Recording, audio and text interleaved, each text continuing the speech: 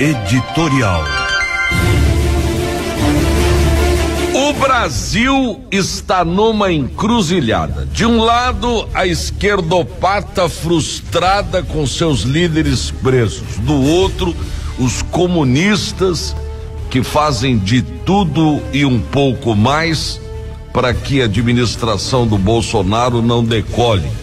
Acrescente-se a isso aqueles que torcem contra, como por exemplo a ex-toda-poderosa Rede Globo.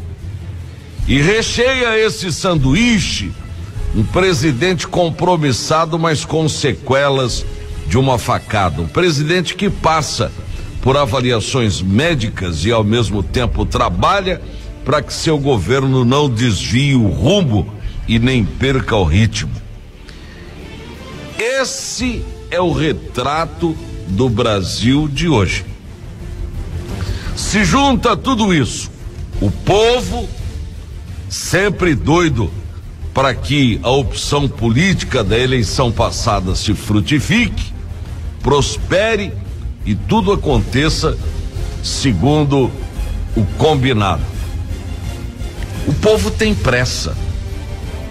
Nós temos pressa. A parte contrária quer que o governo desande, porque se isso acontecer, vai bater saudades naqueles que continuam achando que os governos passados eram bons, sem analisar que todos estamos empobrecidos pelas extravagâncias, roubos e falcatruas que fizeram. Tem muita gente remando contra, hackeando telefones oficiais, inventando histórias rocambolescas, e o presidente, que não tem papa na língua, responde aos insultos, piorando mais as coisas. A revista Veja desta semana saiu com uma matéria cabotina, questionando que estamos mergulhando na idade das trevas. E falando de ataques à democracia, recolhimento de livros, campanhas antivacinas e até terraplanismo. A revista tenta explicar por que a ignorância vem ganhando dinheiro no Brasil e no mundo com esse retrocesso. No mundo, essa fórmula é para disfarçar. E eles publicam uma entrevista com o Yuval Noah Harari, autor do livro Sapiens, sobre o obscurantismo. Trata-se de uma daquelas matérias onde o articulista entra, ativa uma bomba de efeito retardado e sai disfarçadamente. Trata-se de uma técnica jornalística inteligentíssima para atrapalhar a cabeça do povo, destrambelhar governantes e dar a impressão de que o mundo está enlouquecendo. E as coincidências dessas articulações colaboram para deixar todos nós em estado de letargia ou sobressalto com o contexto mundial. O ataque à maior refinaria do petróleo do mundo, no Oriente Médio, que fez a gasolina dar um salto num piscar de olhos em 20%, tirando o equilíbrio dos governos mundiais e com a possibilidade da explosão de uma nova guerra contra o Irã, que irá ferver o Oriente Médio, o que coloca a pique as economias em todo o planeta, também é outro foco. Na fronteira da Venezuela com a Colômbia, o maluco do Maduro estacionou a sua incipiente máquina de guerra, obrigando o Brasil a mexer suas pedras e criar um clima de beligerância contra esse maldito ditador esquerdista. Da mesma forma, as condições climáticas do mundo também estão nos afetando, ou pelo menos dando munição contra governos que desejam ver o nosso oco, entre eles a França. Nossa vegetação está queimando, sozinha ou com pessoas tacando fogo, ou por costume, ou por pura safadeza, e o calor fazendo a sua parte.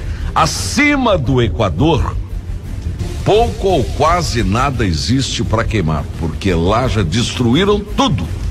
Mas aqui conservamos as nossas riquezas e hoje o mundo se volta para nós, porque interessa não as nossas árvores, as nossas florestas, mas o subsolo onde elas estão, o que demonstra que o garimpo, que nos países acima do Equador não mais existe o que extrair, no Brasil causa inveja aos piratas que no passado usavam navios cruzando os mares e agora penetram em nossas fronteiras mansamente, disfarçados de ONGs, e com esses disfarces extraem nossos minérios mais valiosos e transferem por contrabando para seus países e ainda querem aplausos como se estivessem nos ajudando. Esse é o mais fiel retrato do nosso Brasil. Viramos um petisco cercado por corvos e lobos, como se fôssemos uma ilha, e cabe a nós, brasileiros, decidirmos se seremos fracos para entregarmos os pontos ou lutaremos bravamente para manter à distância aqueles que desejam nos aprisionar, devorar a nossa liberdade e controlar o nosso progresso. Seria muito mais fácil se estivéssemos nos braços dos governos despóticos e tiranos, como a esquerda sempre quis. Mas somos brasileiros e resistimos a mancharem de vermelho a nossa belíssima bandeira verde e amarela. Falta-nos o conhecimento, é claro. Falta-nos a dor da luta pela liberdade, como os Estados Unidos são um exemplo da vida que sempre almejamos para o povo deste país. Para a nossa independência bastou um grito. Para a independência de muitos países correu muito sangue.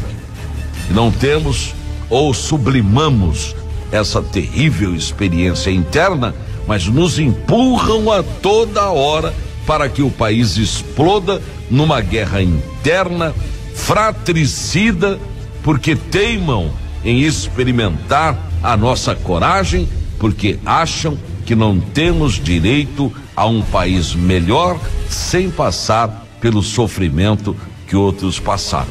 Não compreendem que o povo brasileiro é um só e querem dividir isto aqui em vários Brasis, porque a partir do instante que comprarmos essa ideia, seremos divididos em amigos e inimigos, e é aí que a guerra interna começa. Amigos, precisamos fazer um pacto de irmandade, prosperidade, igualdade, fraternidade, verdadeiramente. Precisamos acudir os nossos irmãos mais necessitados para que se sintam amparados e em condições de mudar para uma vida melhor. E isso depende do estudante, dos seus pais, dos políticos, das nossas autoridades, enfim, depende de todos nós. Precisamos nos unir e acreditar ser possível. Isso fará a nação que tanto almejamos, otimista, altaneira, capaz de superar obstáculos e desafios. Não podemos deixar se enganar pelas notícias que à nossa volta pregam a catástrofe, o desânimo, a rebeldia, o mau agouro. Acredite na sua luta, na sua fibra, na sua possibilidade. Esse é o Brasil que todos queremos e que ainda podemos construir numa só voz. Se você pensa e age assim, então você joga no time do bem.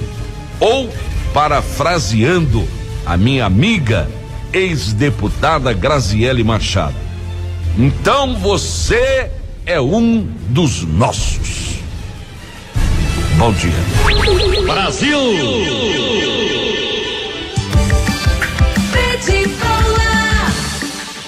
E o melhor